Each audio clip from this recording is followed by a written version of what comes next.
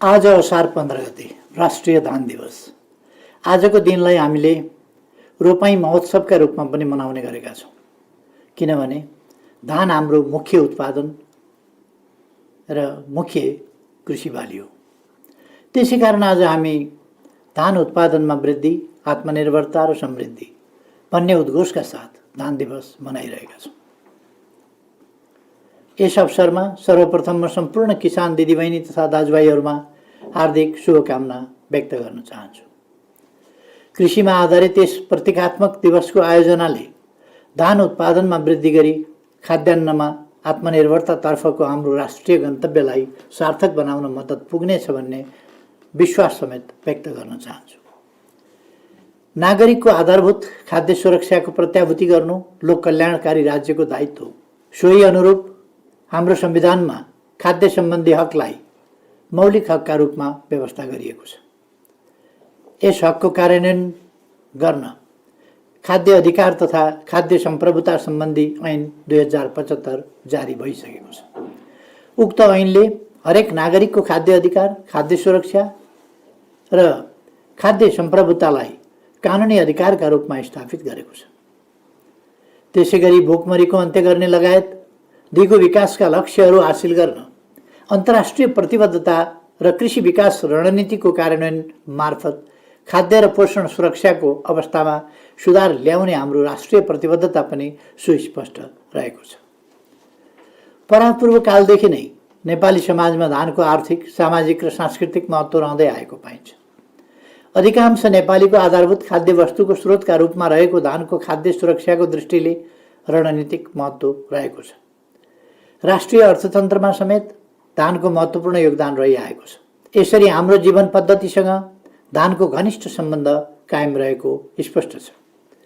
पछिल्ला केही वर्षहरूमा जनसङ्ख्या वृद्धिको साथै जनताको आर्थिक अवस्थामा सुधार आई दुवै छाक भात खाने प्रचलन र मसिनो चामलको उपभोगमा भएको वृद्धिले समेत धान चामलको मागमा तीव्र वृद्धि हुँदै आएको छ।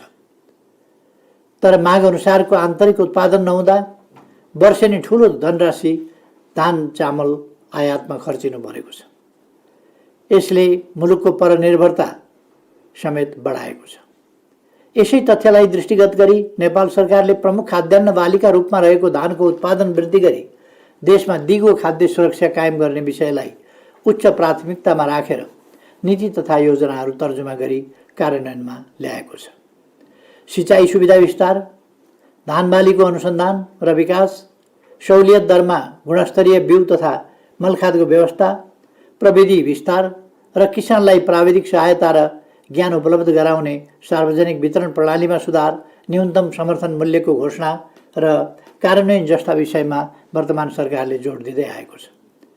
तथापि देशमा दिगो खाद्य सुरक्षा र आत्मनिर्भरता कायम गर्न तीनवटै तहका सरकारहरूको समन्वयात्मक र एकीकृत प्रयास हुनुपर्ने आवश्यकता रहन्छ। संविधानले कृषि तथा खाद्य सुरक्षा सम्बन्धी विषयमा प्रदेश सरकार र स्थानीय तहलाई बढी जिम्मेवार बनाएको सन्दर्भमा नेपाल सरकारले लिएका नीतिहरूको सफल कार्यान्वयनका लागि सहकार्य गर्दै अघि बढ्न म प्रदेश सरकारहरू र स्थानीय तहहरूलाई आह्वान गर्न चाहन्छु। हामीले सदुपयोगको सिद्धान्त अनुसार जमिन खेर नफाल्ने, बाँझो नराख्ने तथा अत्यधिक उत्पादन र प्रतिफल दिने गरी खेती गर्ने, माटो र बालीको बीचमा तादात्म्यता मिलाएर उत्पादन वृद्धिमा केन्द्रित हुन जरुरी छ। यसका निम्ति सबै ठाउँमा धान बाली नै लगाउनुपर्छ भन्ने छैन। धान लगाएर बढी प्रतिफल लिन सकिने ठाउँमा धान लगाउने र अरू प्रकारका जमिनमा अन्य जुनसुकै बाली लगाए पनि हुन्छ, तर त्यस बालीले अधिक उत्पादन भने दिनै पर्दछ। पर्यटन र अरू त्यस्तै व्यवसायहरूमा गम्भीर असर परेको यस विषम परिस्थितिमा कृषि र कृषि सम्बद्ध क्षेत्रले रोजगारीका अनेकन अवसरहरू सिर्जना गर्नुपर्ने खाँचो रहेको छ र देशभित्र तथा विदेशमा रोजगारी गुमाएको जनशक्तिलाई रोजगारीका त्यस्ता अवसरहरू र जीविकाको सुनिश्चित आधार उपलब्ध गराउनु पर्ने आवश्यकता छ।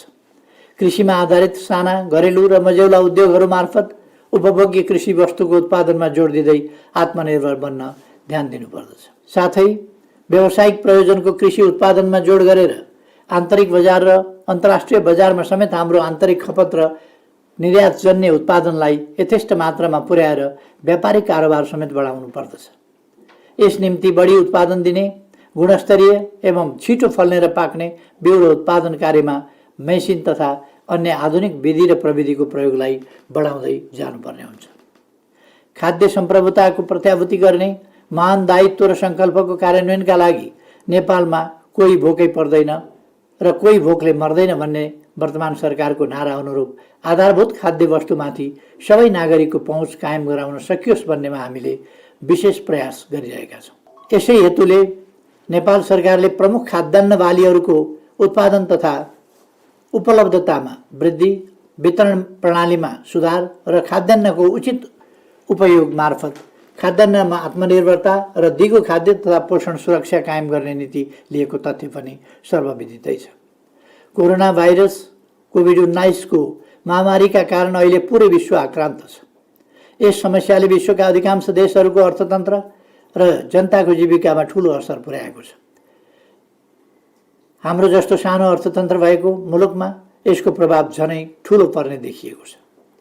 अधिकांश नेपालीको जीविकासँग जोडिएको र राष्ट्रिय अर्थतन्त्रको एक प्रमुख आधारका रूपमा रहेको कृषि क्षेत्रको उत्पादकत्व र उत्पादन वृद्धि गरेर नै कोभिड-19 का कारण अर्थतन्त्रमा परेको नकारात्मक असर कम गर्न सम्भव हुने स्पष्ट छ।